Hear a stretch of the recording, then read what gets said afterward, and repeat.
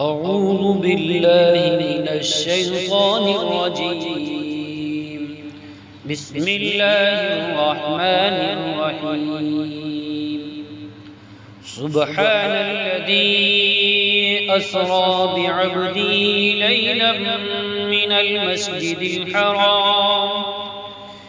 المسجد الحرام إلى المسجد الأقصى الذي باركنا حوله لنريه من آياتنا إنه هو السميع البصير.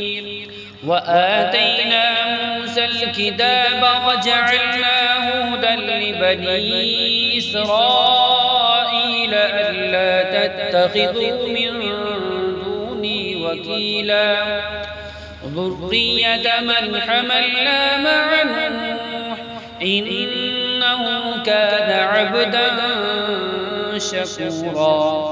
وقضينا إلى بني إسرائيل في الكتاب لتفسدن في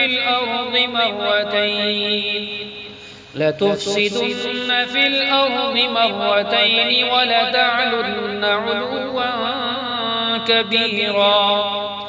فإذا جاء وعد أولاهما بعثنا عليكم عبادا لنا أولي بأس شديد فجاسوا خلال الديار وكان وعدا مفعولا. ثم رددنا لكم الكرة عليهم وأمددناكم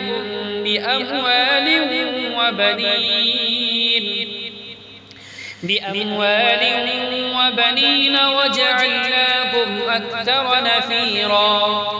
إن أحسنتم أحسنتم لأنفسكم وإن أسأتم فلها. فإذا جاء وعد الآخرة ليسوءوا وجوهكم وليدخلوا المسجد كما دخلوه أول مرة وليتبروا ما علوا تتبيرا. عسى ربكم أن يرحمكم وإن عدتم عدنا وجعلنا جهنم للكافرين حصيرا.